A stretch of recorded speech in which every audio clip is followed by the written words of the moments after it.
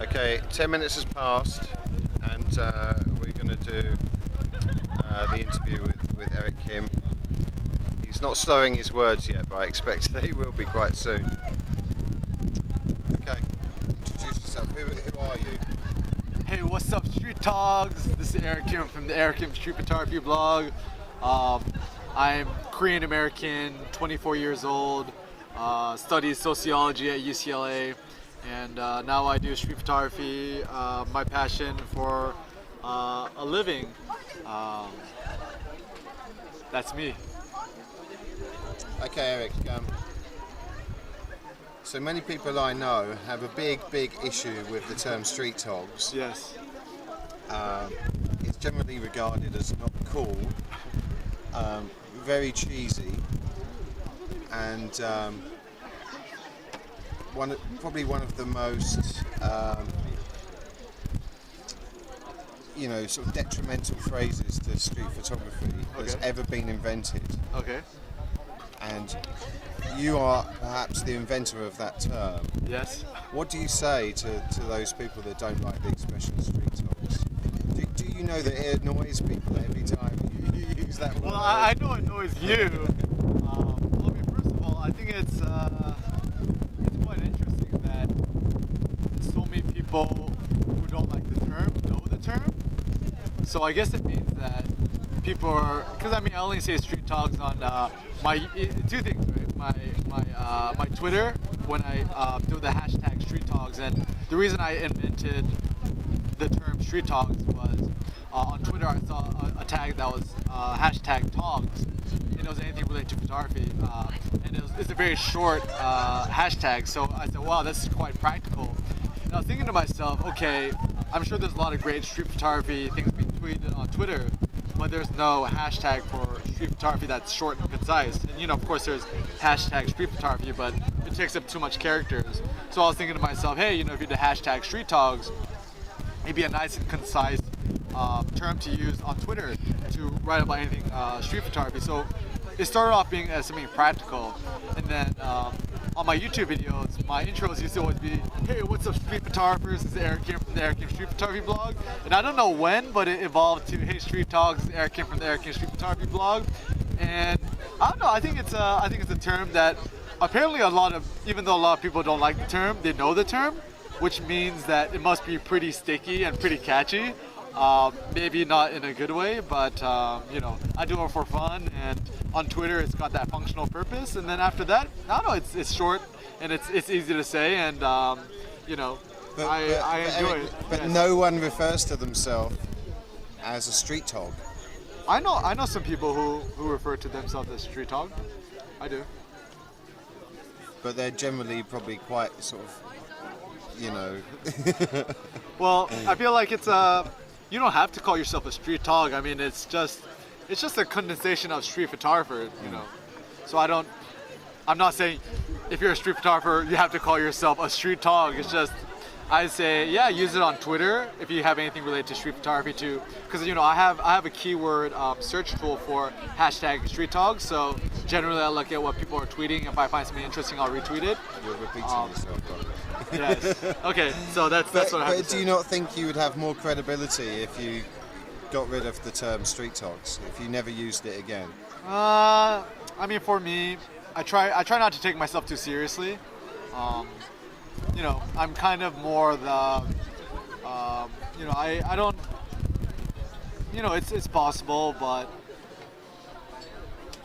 the thing I appreciate that, it's a term that, people, that links some people together, and it's easier to say, and I think for my photography, I think my ambitions is less about being this really famous, credible magnum photographer or anything like that. My ambitions are more just spreading the love of street photography, connecting people, being able to travel, meet amazing new people when I'm traveling.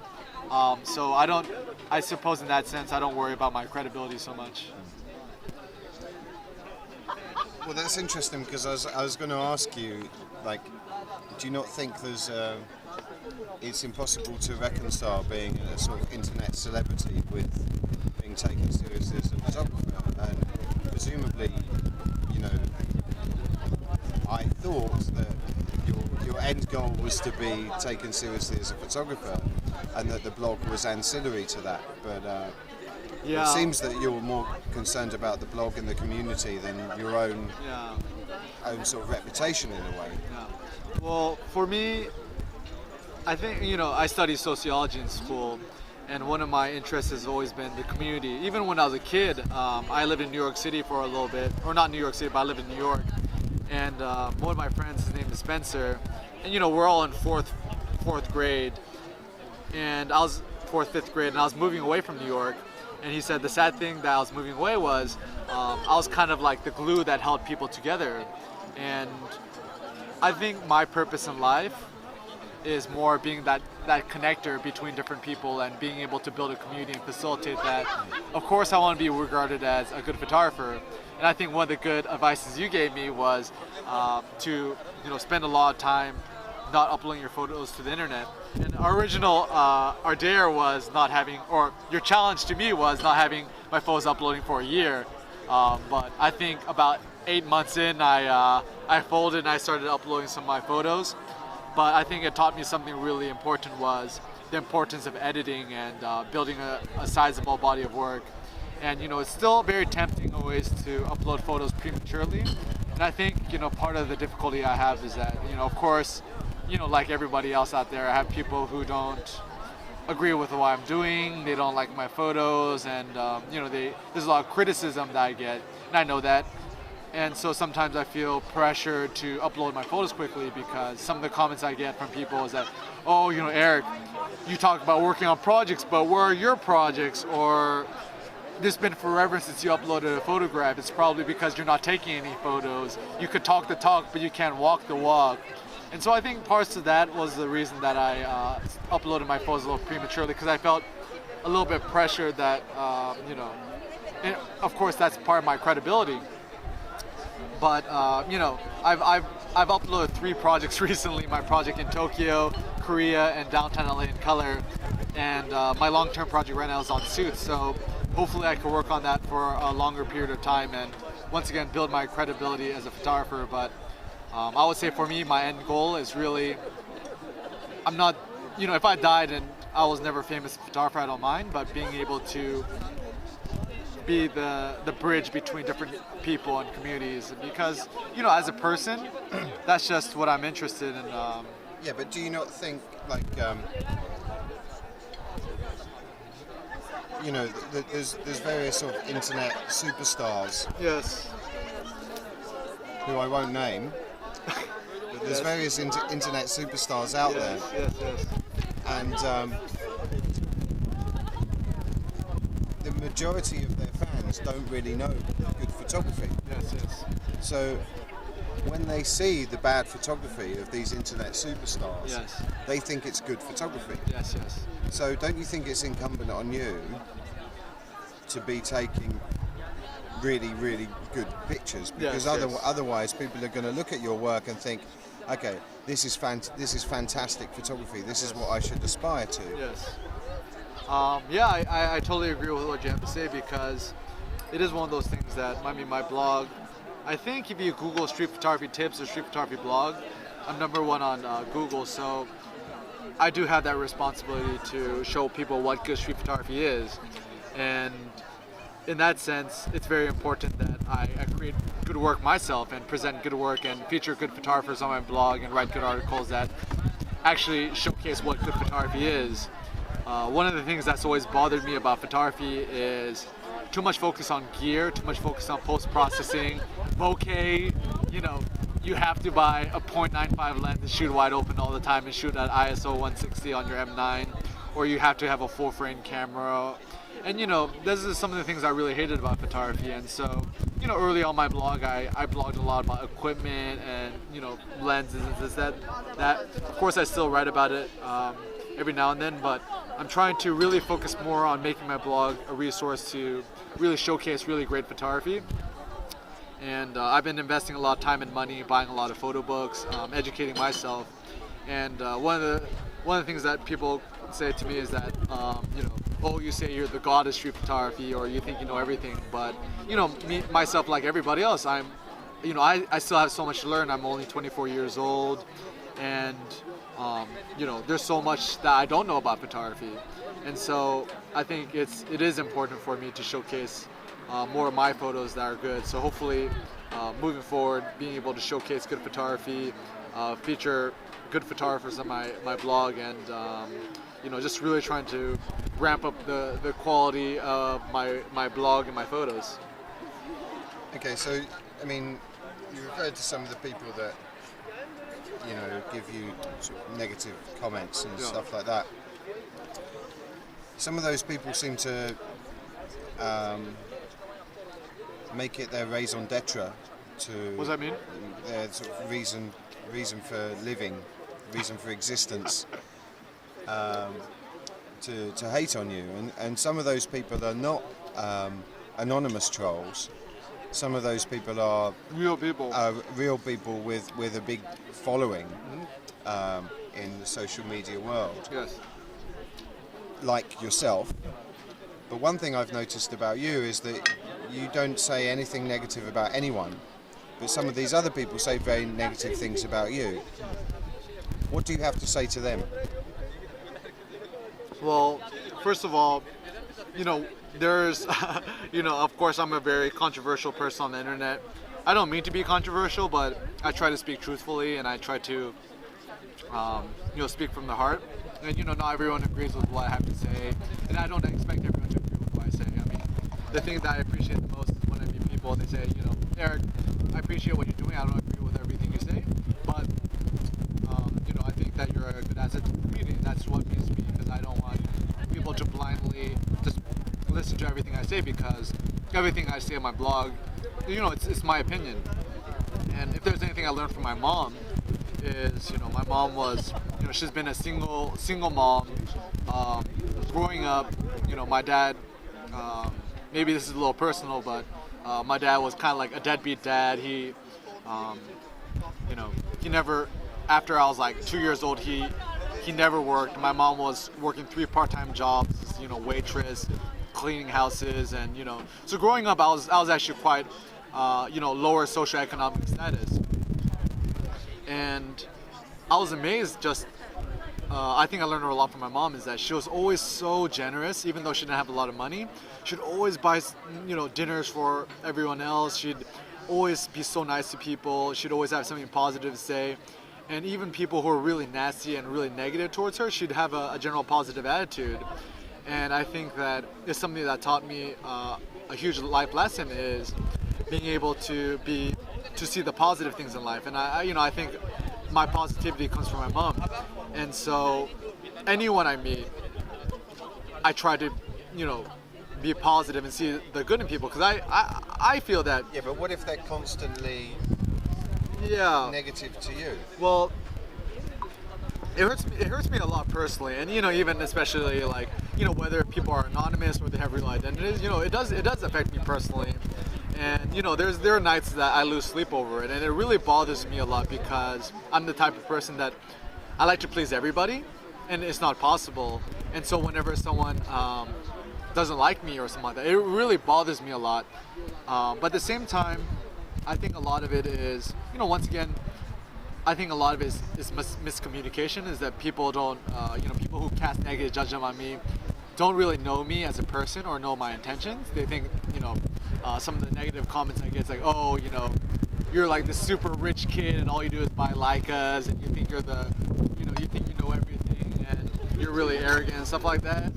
And, once again. Well, what about the criticism that, you're making money from teaching photography?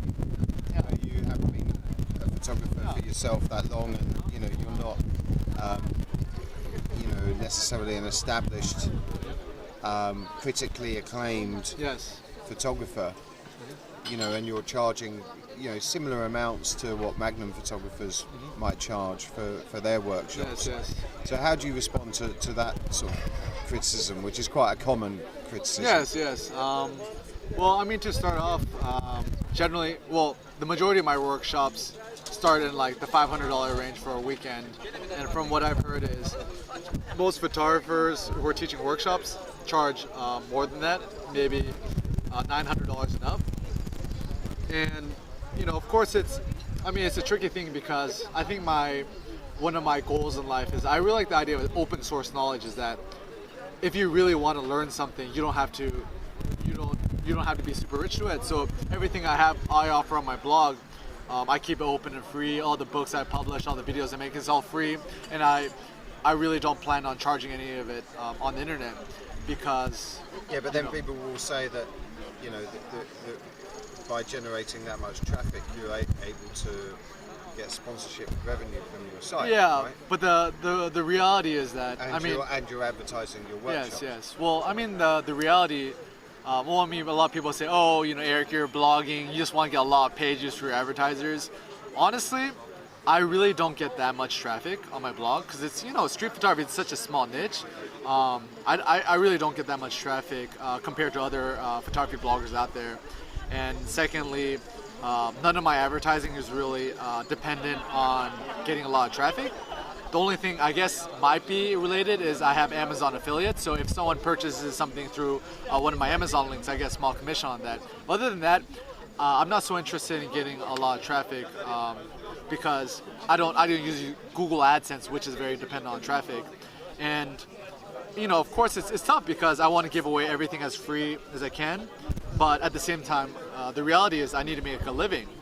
I don't want to be I don't want to be homeless, and I want to support myself. I want to support my family. I want to support my passion for traveling, processing my film, and this and that. And so, and with my workshops, I'm not holding a gun to somebody's head and saying, sign up for my workshops. What I really believe in my workshops is I'm not as established. I don't have as much experience as other photographers. But I think something people could relate with me is I talk a lot in my workshops about the difficulties I had in street photography starting off and how I was able to overcome it. And even at UCLA, I took an honors pedagogy class on how to effectively teach. So, not to be, kind of arrogant, but I think my passion is teaching, and it's something that I have a talent for. My mom used to be a teacher. I guess you're closer to your students in terms of level and yes. Your development as a photographer is more recent, so you're less removed from your students than, say, a 50-year-old Magnum photographer that might be potentially a little bit aloof, vis-a-vis the student. Yeah, and I think talking about street photography, a lot of the workshop I do, a lot of it is, several things. Overcoming your fear of shooting street photography, and it's something that when I started street photography, I had such a difficult time overcoming my fear of approaching strangers, and even now, there's a lot of times I feel quite timid when I'm shooting on the streets. But I think one of the benefits of studying sociology was that it really helped me overcome that. And I think that's the biggest barrier that most street photographers have. Even people who have been shooting for quite a long time, they're still quite timid when shooting on the streets. And not only that, but teaching a workshop, I would call myself less of a teacher and more of a facilitator. Is that I think the best learning comes not by me just standing up there and just saying what's right and what's not right. It's talking about my experiences, encouraging people to give their feedback, and really, once again, the group dynamics is really essential. And everyone who's went to my workshop, has had a very positive experience. And once again, I still have a lot to learn more about photography and teaching workshops. But I think that every workshop I teach, and the more photographers I meet, the more I study photography, the more photo books I look at, I feel that I am developing as not only as a teacher or a person, but as a photographer as well. Okay, 2 more questions. Yes. What is your worst blogging moment? My worst blogging moment. The one I wrote. Well, anything that's happened on your blog that you think, oh shit, you know, I wish I didn't write that, or wish that didn't appear on my blog, or wish someone didn't say that, or Yeah. Well, wish I didn't get that comment. I think one of the important things in blogging or being an internet celebrity, because it's so weird that I really don't realize that a lot of people look at the blog.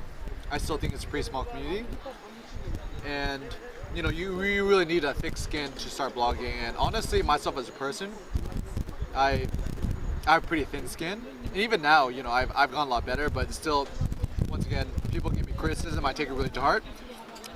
Recently, one of the big controversies was my buddy Charlie Atkinson was helping me out with the blog.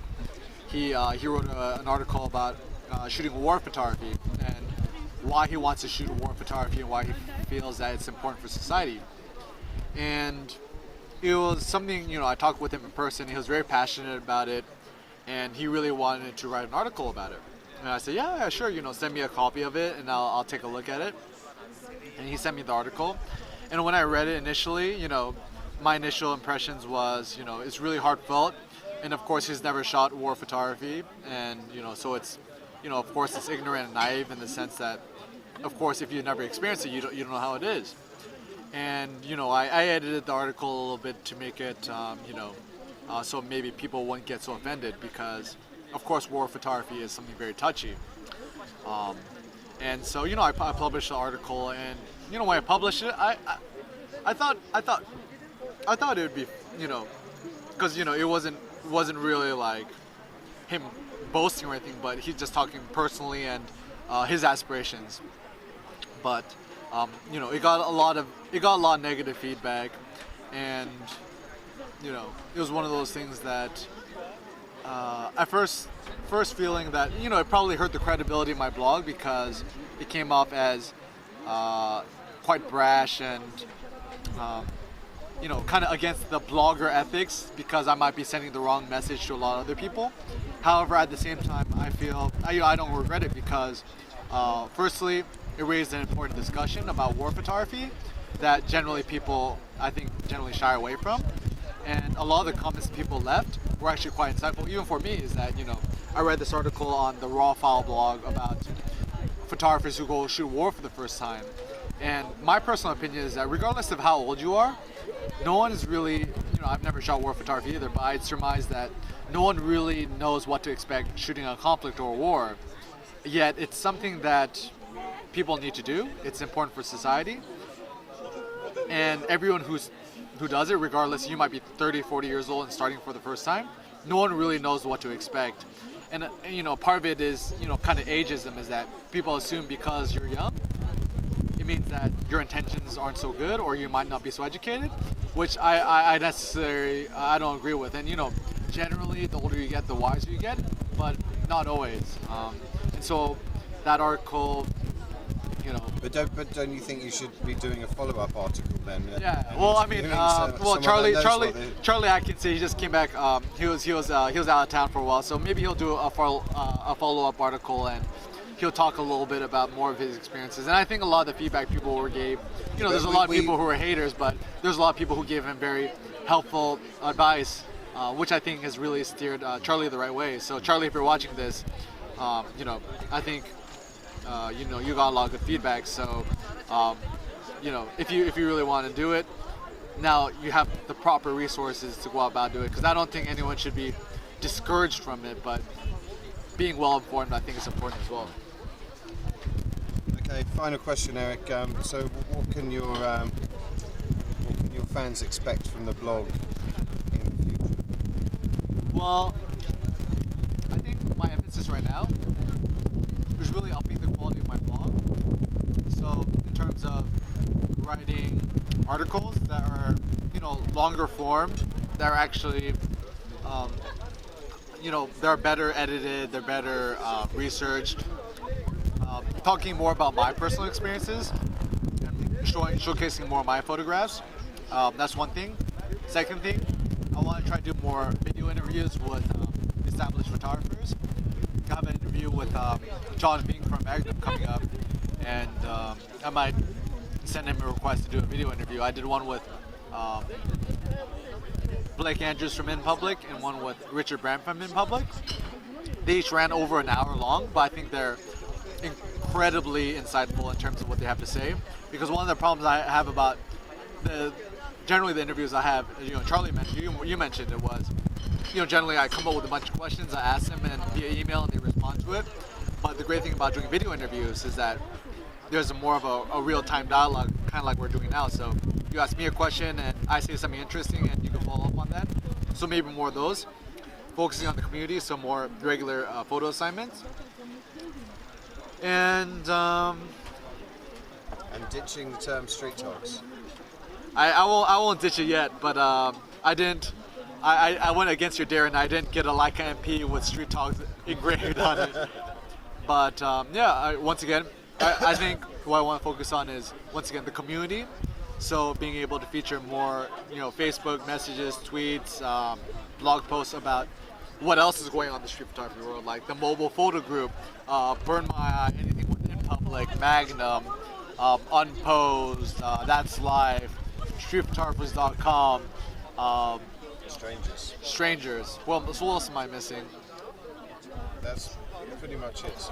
I think there's some more, but being able to be like a hub for street photography, so you being able to keep in the loop, because there's a lot of great things that are happening in the street photography community, and I don't think everyone's informed. I'm not either, but a lot of work, but I'll try my hardest and keep doing it from my heart. And regardless of what people think, believe it or not, I'm not a money-hungry guy who just wants to buy a ton of Leicas, but I really do it because I love it. I love teaching, and I love building a community. Any final words? Final words. Well, for the people watching, street photography really it's short, concise final words, Eric. Okay, short, concise words. Really, if you want to be more into street photography, meet people in real life, because the internet's a fantastic place to network and communicate, but there's really nothing that beats sitting down with a fellow street photographer or a fellow street dog, having a nice meal, having a beer or wine or a coffee, having a nice conversation with them, taking out your iPad or iPhone or whatever you have, sharing photos, and really building that human connection with people. And once again, doing everything from the heart, doing it because you love it, not for the money. And really, community is the key word, I would say. Okay, this is Charlie Kirk interviewing Eric Kim. Peace out. Peace out.